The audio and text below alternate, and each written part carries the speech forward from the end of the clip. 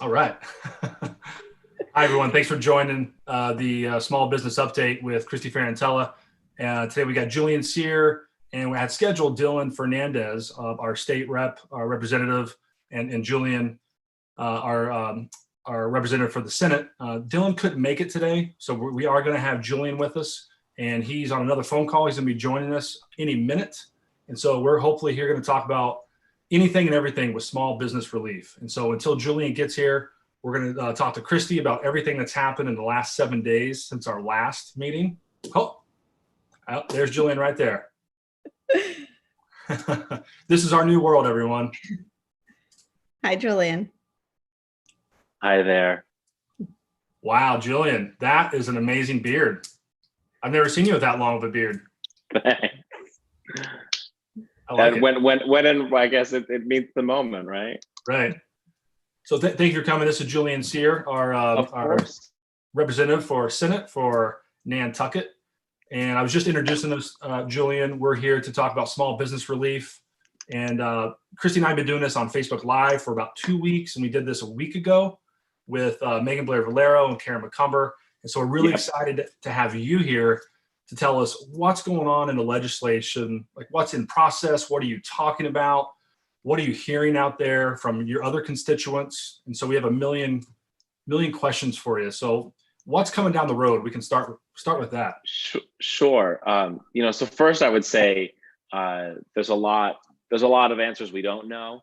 That this is a profoundly difficult time for islanders and Cape Codders and so many of us, make our lives and our livelihoods through small businesses.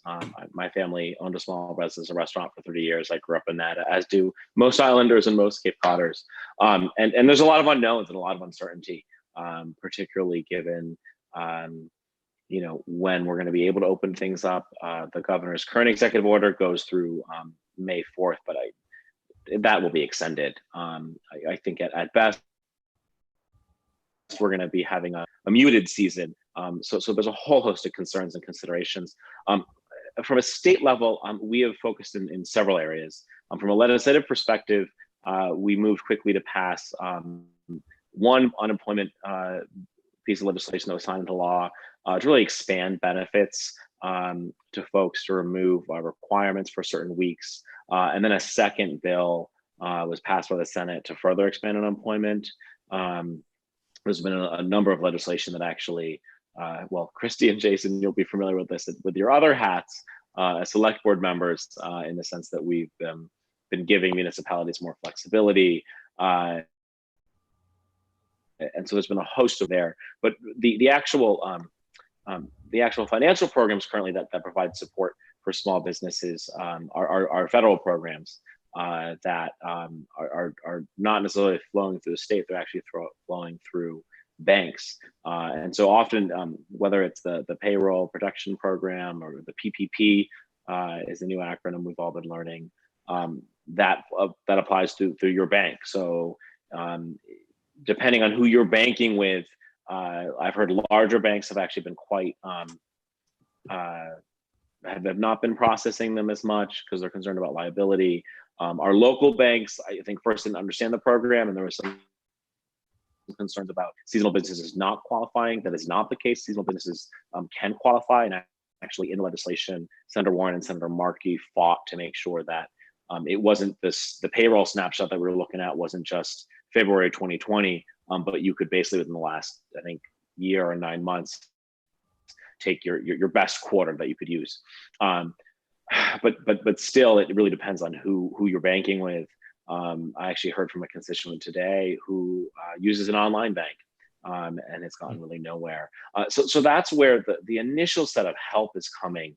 But there's sort of a lot more to come. I mean, this is really sort of a moving target. We don't yet know when we're going to be able to open up. I was speaking with an emergency, a doc friend of mine who's an infectious disease doctor at MGH. And he really said, he's like, it's not, if anything is known about this, like this doesn't end cleanly or clearly.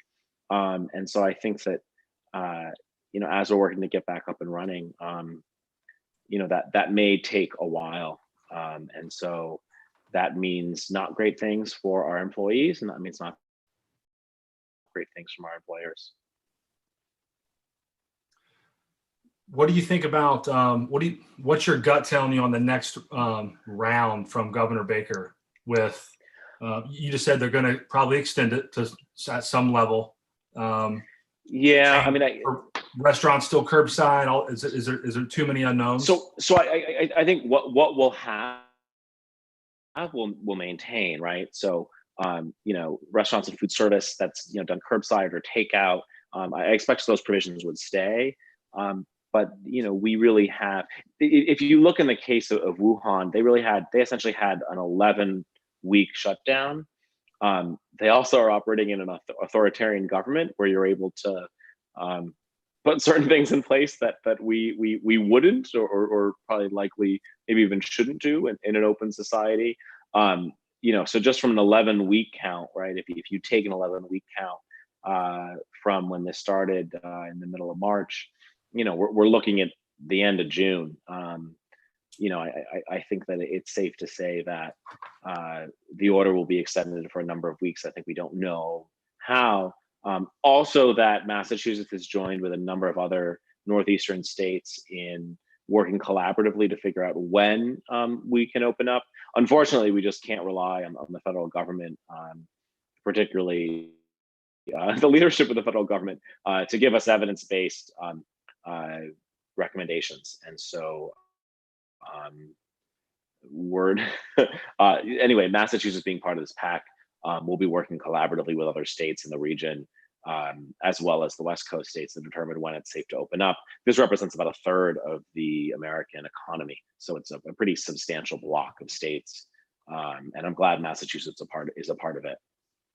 So I think we don't know, if we're able to open up at least a little bit by July 4th, I mean, that may well be a win. And I know that's very sobering, particularly for, our communities who, so many of us make our lives in that precious few, 8 weeks, 12 weeks, that season. I think it's hard in, look, April and May, and even sometimes June can be hard anyway.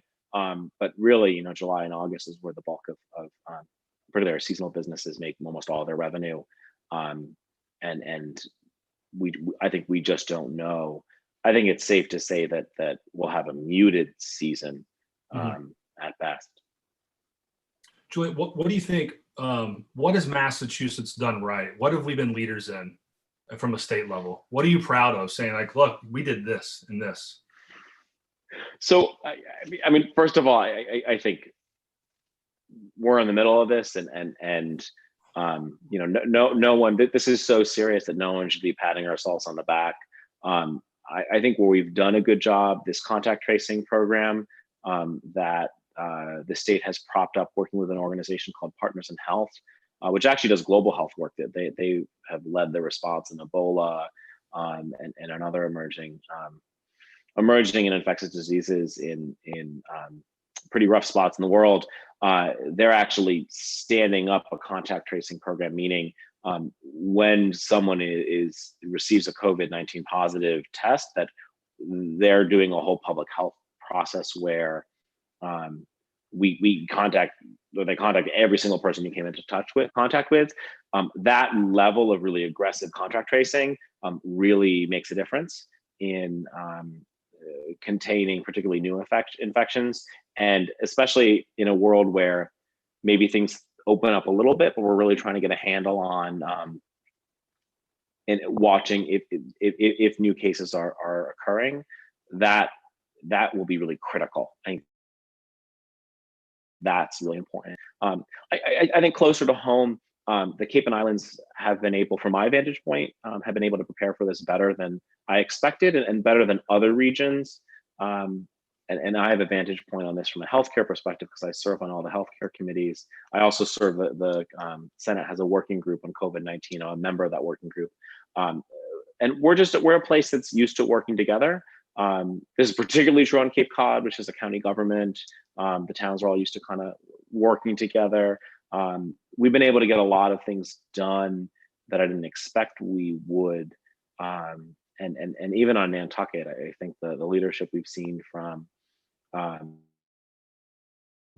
hospital, the town, folks really stepping up and also making some pretty tough decisions that affect people's livelihoods, but that protect public health. That is something I think that we've been appropriately aggressive about and will need to continue to be aggressive about. But I mean, broadly, I think it's too soon to it's too soon to say what's truly going well. I think we're going to know a lot more by the end of, not this week, but by the end of next week. By the end of next week is sort of, this week and next week is the window we're projecting when the surge will occur. And so I think that data will give us a better sense of what's going on. The risk that we have, in this neck of the woods on the Cape Islands, but particularly if you're on an island 26 miles out to sea, that will experience an influx, a population influx, even if the status quo remains, is that you're very vulnerable to have an uptick in cases occur, even after we're opening things up more broadly, and so that's a real concern for Nantucket in particular. So you talked a little bit about what has already passed. Is there anything coming down the line specifically focused on small businesses or the Cape and Islands? So there's we've been batting back and forth a moratorium on evictions and foreclosures bill that'll hopefully get done this week. There's a second round of municipal bills. There's been some talk of legislation for providing assistance to businesses who don't qualify for federal support. The most ready example of that is if you're a marijuana dispensary, you're not getting federal help. And I think we're trying to get a sense of what sort of the supplemental, what that need is. It's a bit of a moving target, one, because we've seen a lot of federal money come in and we're trying to account for what that is. I think also, we're just not sure of what actually sort of assessing need. I think that the way that the federal unemployment expansion was crafted is such that in a way it almost incentivizes you to encourage you to have your employees get laid off and collect unemployment. We didn't take a path like the UK and other nations did around really trying to basically bolster payroll and sort of just direct money, send money directly to to businesses small and large to keep people employed.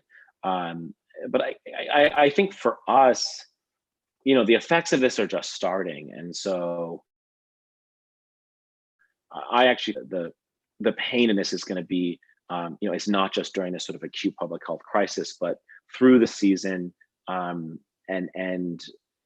I think that's just kind of a lens I'm trying to view this through, because I think, I think unfortunately, I think there's a lot more pain to come. We also at a state level, we're a little limited in the sense that we can't deficit spend. So we're gonna have there was a revenue hearing today. We're probably gonna have about, I think they estimated a $4 billion revenue shortfall in the next fiscal year. We've got a $43 billion budget, so that's pretty significant percentage. We also have, we are better prepared than we could be. We have a $3.3 billion in the state's rainy day fund, which we'll tap into. But as we look to craft a budget and make those sort of decisions, it's going to be tough. And I think I want to get a really good sense of sort of what the need is. So first, getting people to apply, getting people through the existing programs we have. If they're not able to get through, we're not able to get them, figure out, all right, what else does this need to look like? We've got a lot of folks who make their lives as independent contractors, or they essentially file their taxes through 1099s. The good news is there's support for that. Unemployment will be part of unemployment. The not great news is it's not going to be until April 30th until that application is propped up. And I also worry too, in a seasonal economy, a lot of people make their living with multiple jobs. A lot of people make, their lives maybe sometimes not all their income is reported, let's just be honest. And so truly, sometimes people make a good deal of their support their lives on our islands and here on the Cape by doing the shuffle, right? Renting out their house. Well, if no one's coming to rent out your house, how do you capture that as lost revenue? So a lot of issues that are on our plate. One question from somebody that's on the YouTube chat. What is the status of the business interruption bill that will require insurance companies to pay on those claims? So that's a bill that's been filed, and it's a good idea. There's some problems with the bill, the way it's crafted. So it used a mechanism that they employed during 9/11. Essentially, that basically sort of like changed the policy to include sort of a catastrophic loss, which is like a good thing. We got to figure out a way how to finance it. So a bunch of people have been in with me about the bill. I've talked to Jamie Eldridge about the legislation, and it's something that's being looked at. We are conducting all of our business through what's called unanimous consent. So we have to get every single senator to agree on every single policy issue, so that we're basically passing legislation, what's called an informal session, where you only have one or two members who's in the chamber. And we have to do that for public safety purposes. But it does mean the policy making, you have to reach unanimous consent. And so that can be pretty difficult. So that's a bill like I'm aware of. I'm broadly supportive of it. There's some challenges specifically around how do we, like who actually sort of pays for it, because there's basically it changes the criteria for how people for what an insurance company can reimburse for, not reimburse for, but basically it includes like catastrophic. There's a rider in an insurance policy. It's like we're not going to cover the apocalypse. So this bill essentially says like this is the apocalypse. You have to cover this, and then the insurance company is going to be recouped and reimbursed. And that mechanism piece is what has to be ironed out. Thank you. Another question. But I've heard a lot from a lot of folks on it, and I think broadly it makes sense for restaurateurs and other folks who that's really their only safety net is through insurance, through that sort of insurance, business interruption insurance. Yeah. Do you think that this might be for Kristie too? Can jump in on this. Do you think it will expand the 8-week period for the PPP loans to be used past June 30th, so restaurants will benefit from it? Anybody know that? I don't know that. It's a good question. We can find out. Yeah, I haven't heard. I have heard that they're looking at expanding the program, giving it more funding.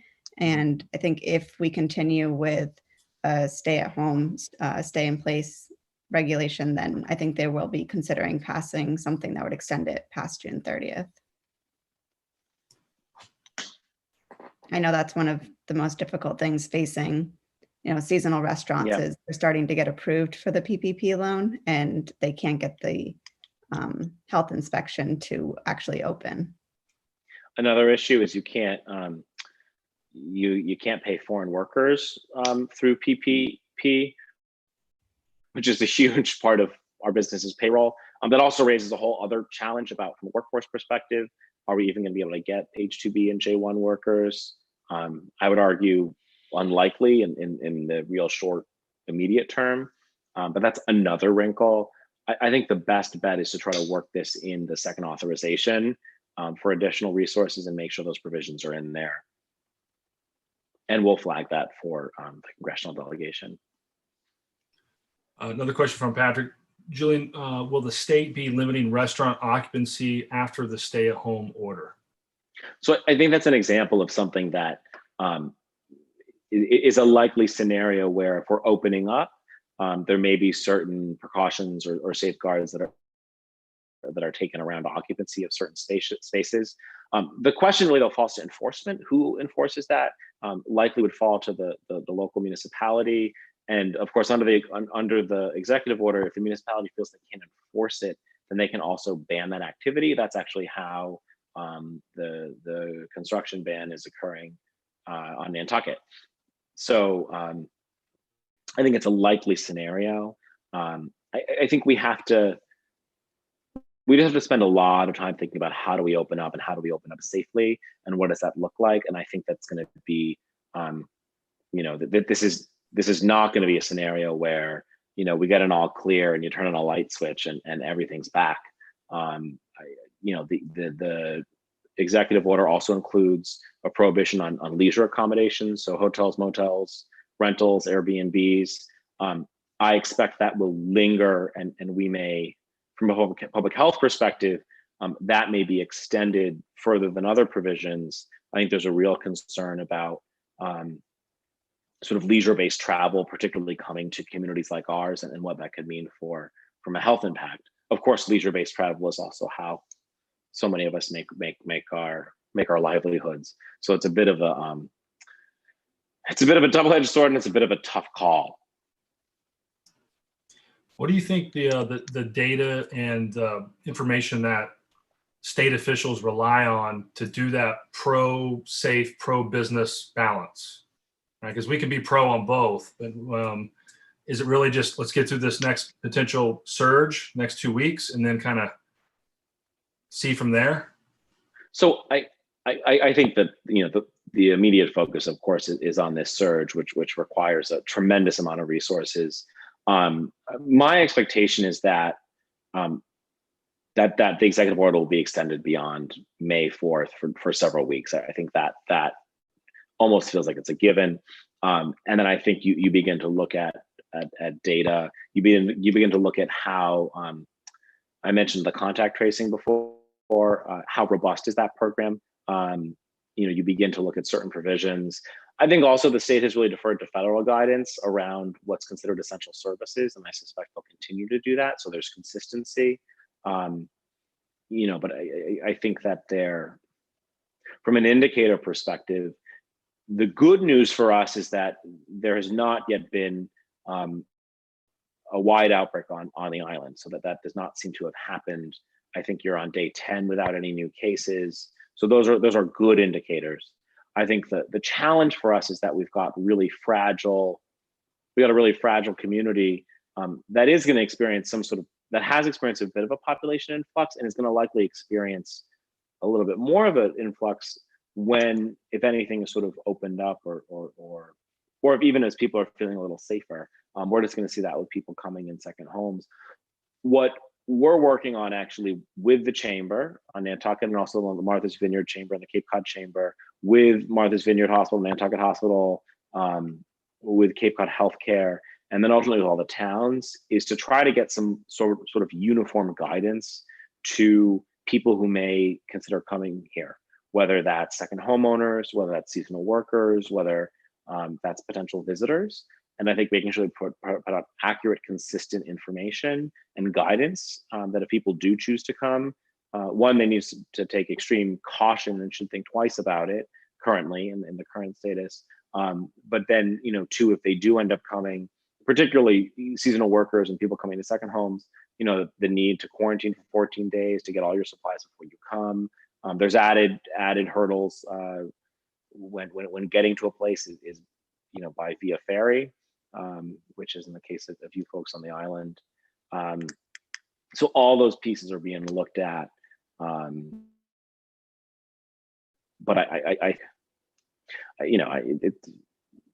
we're in it for the long haul, and the people I talk to who are epidemiologists and healthcare providers, also expect that this isn't just going to be a one and done, that we're likely going to see flare-ups and outbreaks that'll happen again until there's really a vaccine or we reach herd immunity. I have a question on human and health services, because that's your world, and you have a great focus on that, and you're involved with it. As as we keep going through this, more and more needs are going to be it's going to increase, right? Food, shelter, rent relief, mental health. I think we all know, some of us know the stats of every time unemployment goes up 1%, of suicide, domestic violence, addiction, all those things rise as well. With the shortfalls that the state's going to have, will our nonprofits like Fair Winds and A Safe Place, will they still be able to get the grants in the next 6 to 12 months? Do you have any idea? I know they're heavily dependent on the state grants and funding. So it's an excellent question. I think we will see budget cuts, likely across the board. Hopefully, we'll see the federal government again, because we can't deficit spend. Hopefully, we'll have the federal government step in and help really buttress these services. On the healthcare side, most of this, a lot of this does flow through the Mass Health Program. And I do expect that healthcare and public health dollars will rightly be prioritized. But I think that, for contract-based services, these contracts are 3, 5, 10 years, but they're going to be called into, they may have to be revised due to funding shortfalls. I think that may be the case. It really depends how big of a hit this is to our revenue, and what does the federal support look like. In the healthcare space, I think there's more likelihood that we're going to get more support there than in other areas. Say environmental stewardship and preservation would be something I expect would probably get less support and funding, given it's not explicitly pandemic related. Just to backtrack, when you said it's most likely that we're going to be extending the governor's ban through May 4th, do you think there'll be a review of what essential businesses are and maybe looking at curbside delivery for some of the retail, or do you think things will become more strict as we go into an extended ban? So I think I think ultimately, as we're opening up, right, like that's what sort of opening up safely looks like, where, all right, there's curbside service at certain retail, or a limited restaurant occupancy is, it has to be half of what it is, and there has to be certain provisions and safeguards. I expect all that will be on the table. It's the timing of it that's uncertain. I don't expect the essential services order to become more restrictive, but I think folks should operate under the assumption that that'll continue for some time, and then you would see a gradual opening up. But I should caution that speculation on my part, and I think we're really trying to figure out what that looks like and what that looks like and when that is. And I suspect it will be done in concert with our sister states, our neighboring states. There's a real strong, again, the states essentially needing to step in because of the failure of the federal government. Just another question. The last time I got to see you in person, you were giving an update from the Restaurant Association from the state. Is there anything going on there? What are you guys working on or discussing? So this is in reference to the Special Commission on Restaurant Promotion, and we actually were finalizing our report just before this happened, and then this COVID-19 not railroaded all that, but put all of that on a big pause. The good news is that there's $2 million already set aside to support restaurants, and hopefully that will now mean COVID-related needs. I think also getting promotions going to be really important for us when we do get back up and running, whether that's for this summer or for the summer of 2021. Massachusetts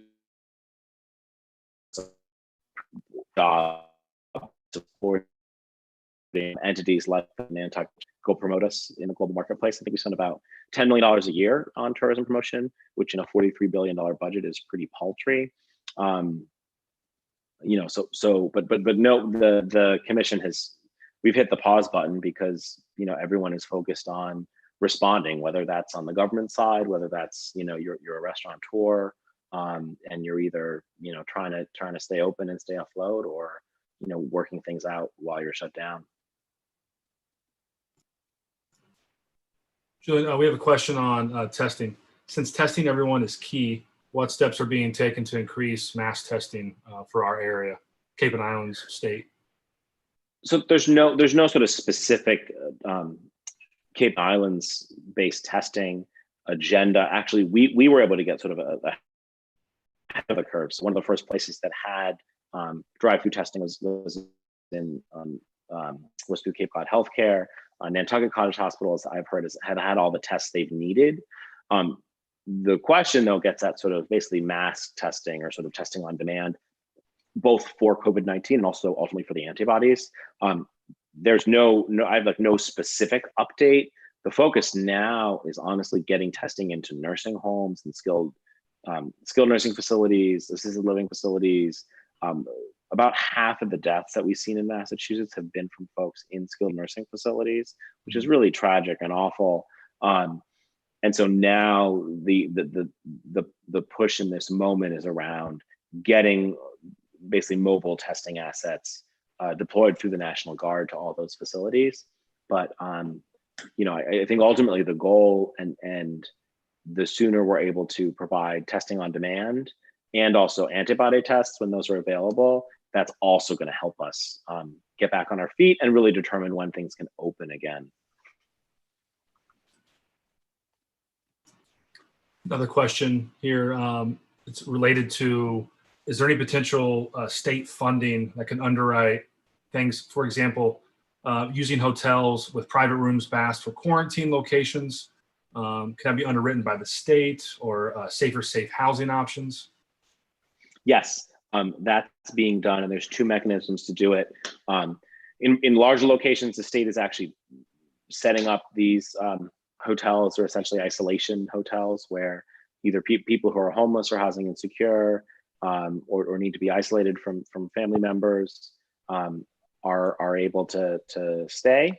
And then there's also, because we're in a federal disaster, there's a 75% reimbursement for FEMA for those related activities as well, if the municipality's doing on it. We've worked directly with Nantucket, and we've also have plans and actually in operation on the Cape and on Martha's Vineyard. So that's all moving forward. The trick is going to be figuring out how long that's needed to continue.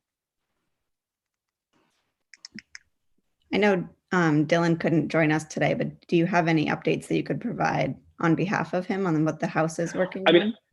I would just say that, we work, very much invert, and the update you're getting from me is the update you'd get from Dylan. Some other things that we're working on that are island specific. The financial solvency of the Steamship Authority is likely going to become a big issue. Their ridership is 15% of what it normally would be right now for this time of year, and similar numbers on the High Line. That loss is substantial. They're the lifeline, literally. Not just the tagline, they are the line. It's the only highway in and out. I guess, I suppose, unless you're in the jet set class. So we're going to be looking for that support. There's several other bills that are pending around liability for healthcare providers. We're looking at, and there's a number of other pieces as well. But if you get an update from Dylan, you're getting information from me, and vice versa. Our teams work very closely together. Question from Michael. When you said the stay-at-home order will be extended, are you projecting it staying in place for another month until June 4th? Yeah. So it's all conjecture, right? It's all educated guesses. I think it's safe to say that the order will be extended, and as I said, it'll be a matter of weeks, right? But weeks could be several, and weeks could be many. We just don't know.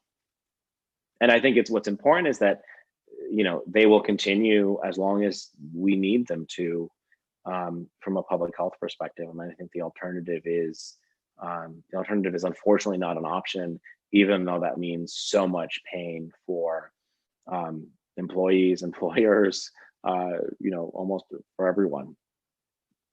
Particularly in a seasonal place, like Nantucket, where we're in the business of welcoming people, and when you can't welcome people because of the pandemic, that makes it really difficult.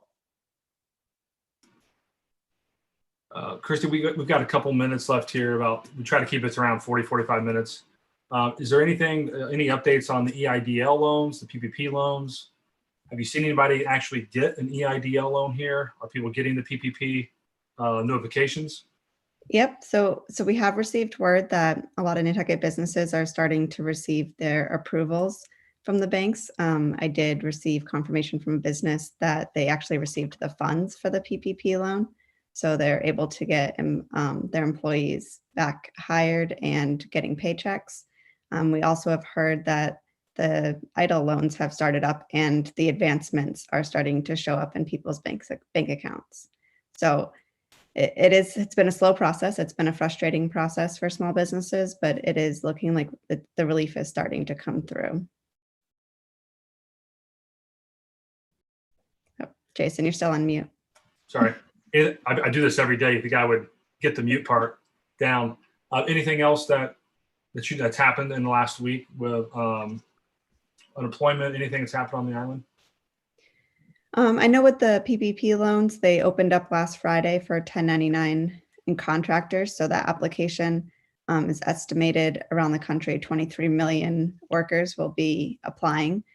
So that started this past Friday. So they'll probably see a week delay, similar to what other small businesses saw. I know Julian touched on it, hearing that PPP loans, you're not able to use your foreign workers to calculate the loan amount. So that was something that really has hurt small businesses for Nantucket. So, the chamber is continuing to look for ways to support small businesses. I've been talking to other towns who have implemented small business relief funds and trying to figure out how the town of Nantucket can do it. Been calling Keating's office and Markey's office and Julian's office to try to figure out how we can get funds into the hands of small businesses. Heard, I don't want to be negative, Nancy, but heard that around the country, close to 40% of small businesses are on the brink of going out of business in the next 30 days. So the next 30 days are really crucial to help support small businesses and get cash in their hands. Such a tough spot for Cape and Islands, right? Because we've had this whole winter where we've been kind of, hibernating, waiting to come out and get the cash flow again. And now we can't do that. This could happen in July and August. We'd be really in trouble. So it's just there's really no good time for this at all. But there is some extra hurdles for the seasonality for Cape and Islands. Right. And that's something the chamber is also launching a website. It should go live maybe today or tomorrow, called Keep the Rock Solid. And it's all about how we're one economy and one community, and ways that you can give and support our business community, and also ways that they can receive support at this time. So it's going to be laid out really nicely so you can easily see how you can get support or give support. I know the Community Foundation has an amazing fund set up for nonprofits, and we're hoping to use this site to help small businesses. Anything else that, Julian, you want people on Nantucket to know about? So this is a tremendously difficult time. And everyone knows that. You don't need me to tell that to you.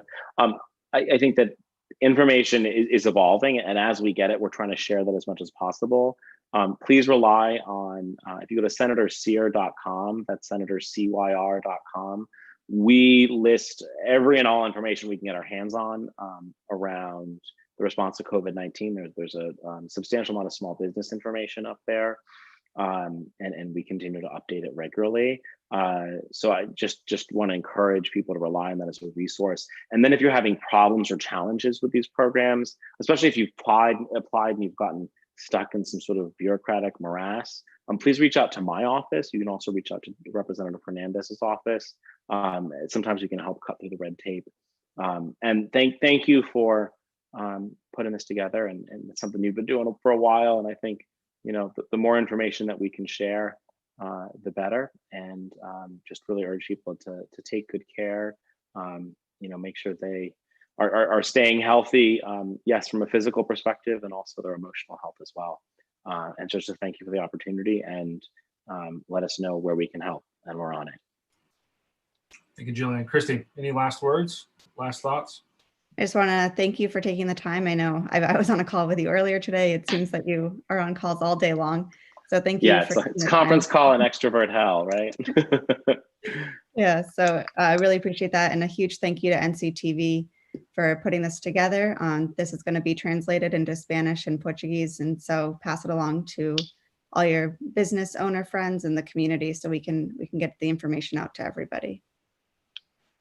Thank you both for all the work that you're doing. One thing that we all can agree on, that these are uncertain times, and the uncertainty can and fear can really take over. So the more information we can out there, the more we can hear from Dylan and Julian and Kristie, it's really helpful. And we can't answer all the questions, but we can just keep trying and keep updating everyone. So thank you both. Thank you. Take care. Bye. Thank you.